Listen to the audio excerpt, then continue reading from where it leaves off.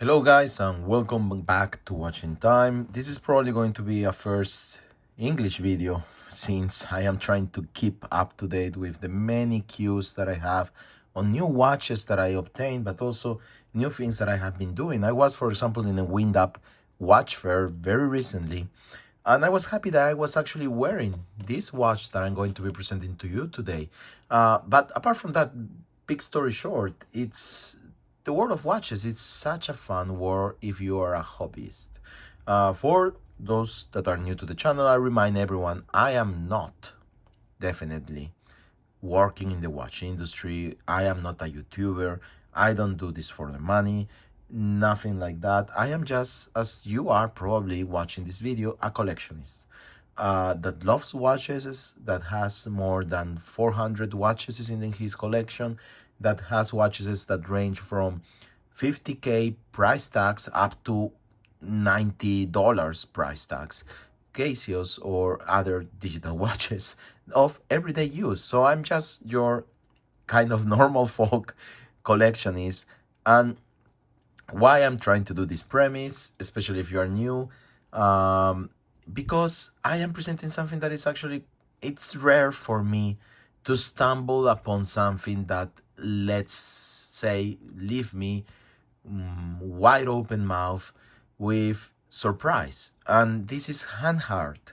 So I just want, I'm not obviously a historian either. I know what you will probably find yourself if you are interested in watches, but Hanhart has a very interesting history in terms of watch development. They have more than 140 years of history, especially this, they are a German watch-based company, and especially on watches, on chronograph watches and keeping time. So the watch that I'm showing you right now here, this is the 417 ES 1954 Flyback reverse panda 39 millimeters. I love it. They released a couple of years ago the 42 millimeters version of the same watch. It had an automatic movement. This is a mechanical one, obviously also to fit the case. It is a Celita base mechanical movement with a flyback function, which is fantastic. And if you are into watches, you know how difficult it is nowadays to have the flyback function, especially for a price tag that is going to be accessible. So, and I'm touching that point right now, but I will bring it back as we talk about the watch. So first of all, I am beautifully surprised by this watch. I will charge it while we're talking. First of all, I like the color. I love the pictures that I saw on the internet. It is the type of watch you don't see on a shop easily, even in Europe. And it's difficult to judge a watch if you don't have it in your hand. So when I actually got it in my hand, I was like, wow, this is a lot back for your money. And a watch that I actually enjoy. And I'm owner of several chronographs. One of them that reminds me a little bit of this is, for example, the Tudor Black Bay. Mine is the, you can watch the video probably somewhere in my videos, the Panda. And as much as I like that watch, I don't wear it that much because of the size. There are too many negatives that just drop me not on putting it. All of those I don't find in this one. The quality, first of all, that Hanhart is putting into these watches, it's outstanding for the price.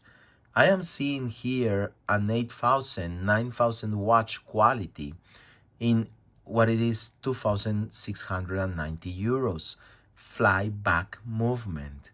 So that's first of all outstanding. Second of all, as you can see, the strap is very, very well made. It's constructed to resist time and to do what it does. This is a tool watch. This is a pilot inspired military watch. You have a quick extension if you need it. Obviously, you find most these quick extensions if you are a diver, but they are actually very useful also if you're a pilot, because sometimes you are wearing thick jackets, especially military ones, and you don't want to ruin it, right? With let's say your jacket that is quite big, so you just do the quick and you put it on top. That is a nice thing to do. What else? dial, it's just fantastic. I love it. The black on it, but most particularly how they have applied the colors, the indexes are all full lume. You have the hours and the minute hands, very simple, sword almost shape with a very fine tip at the end that you can see clearly in the video. As you can see, it points exactly where it should, and very easily, for example, the minutes hand almost touches the minutes marker. So that's great because you have a precise measurement of what you're looking for. The chronograph hand also has a little bit of lume, and it's very nicely white color. As you can see, it reads anti-magnetic shockproof flyback, because the 42 millimeters version is actually a sapphire back case. This one is not, and it has a softer steel inside in order to reduce magnetism. So this is quite a nice touch. You have a bezel, a bidirectional bezel, frictionless bezel, with a very nice, almost brand characteristic, the red mark that you find here, which I really like with this coin shaped bezel. The pushers, you don't need to screw them down, so they are the way they are. You have water resistance enough not to get it ruined, obviously, but you are not going to be doing obviously 10 ATM going into the swimming pool with it. A very nice surprise, and I'm gonna show you all with the lume here, is that it's actually lume even the reverse panda dials. So you have both of the seconds and minute trackers for the chronograph that are lume. This is a really nice touch, and you find it very rarely on watches. Stainless steel bracelet fits as it should, precise. The 39 millimeters case is just perfect. I am during the last couple of years, my taste has gone through understanding better smaller watches. My wrist will not let me wear two small watches size, like for example, this is a 36, okay? So, but the bezel is bigger than the case, so actually wears more like a 38, 39. But my wrist is just not adaptable, and many of you are. My perfect size is around 39 and 40, and I find that perfect. If you look to the Black Bay Chrono, it is a 42 mil, very chunky watch. This one is not, actually. So this watch wears much better. And it has a 13.3 millimeters, 11 without the glass, obviously, that are going to be there. Construction wise, screw down links, you have all the things that you love from big brands here, all in one single package. Furthermore, I ask and order also the band styles leather strap. This is just fantastic, good quality black leather. And I have to tell you the truth, when I first saw this, I was more thinking on wearing it with the leather strap. It gives you more the vibe, obviously, of a pilot watch.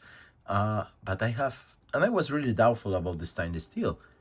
I have actually enjoyed it a lot on the stainless steel, and it has been my more favorite strap during this last period. So just for you all, very quickly, to show you, even in a live non let's say planned video, that it is very easy to put it and change straps due to the quick release. And here you go, right? So now you have it on the band style. Yes, I am a little bit lazy. Let's solve that here. Just didn't want you to lose time on the video, but I think it's a necessity because you like probably to see it, and I forgot to wear it with the stainless steel strap, which is a problem if you wanted to see it on my wrist. So let's see. Okay, that's it. So you have it fully band style. This is the classical band, let's say, style of this watch. This is how it was born to be wear, probably. as stainless steel was not that famous and most people were just wearing them on leather straps, especially in military. So let's have a quick look. I haven't reviewed this Yema yet, by the way. Very nice also, 39 millimeters with the in-house movement. So let's have a quick wrist check for my 18.5, 18 centimeters. I have loose on wave and centimeters on the wrist too. Wrist, as you can see, the band style.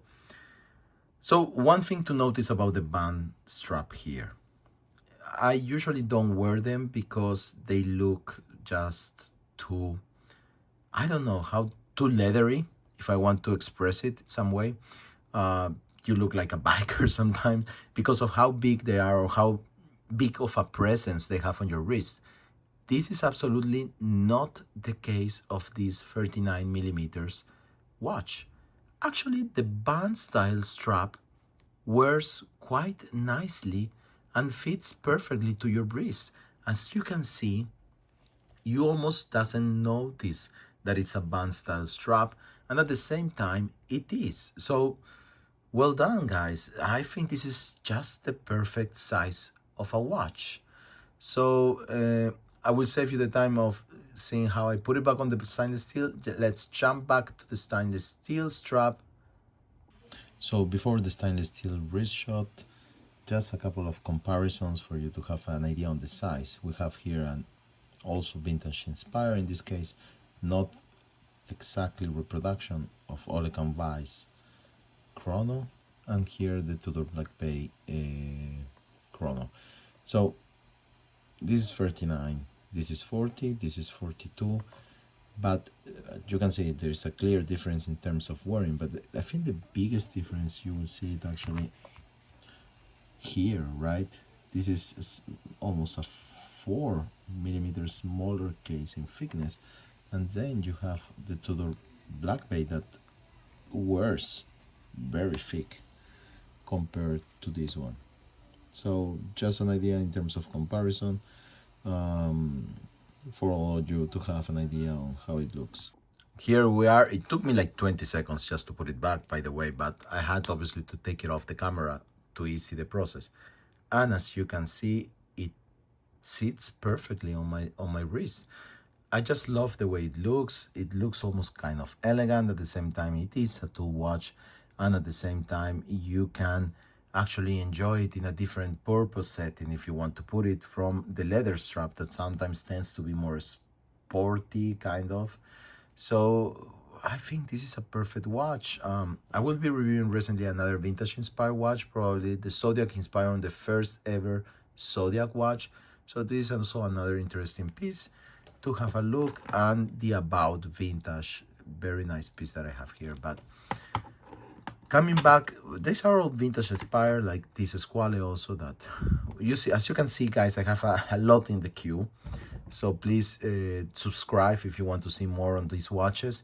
But again, I will stop on Hanhart, and I think one of the precious things that I was forgetting on showing you all, guys, is the movement type. So what does it mean, flyback, for the ones that don't know about chronographs with this function? Actually, it means that you don't need to stop it to reset it.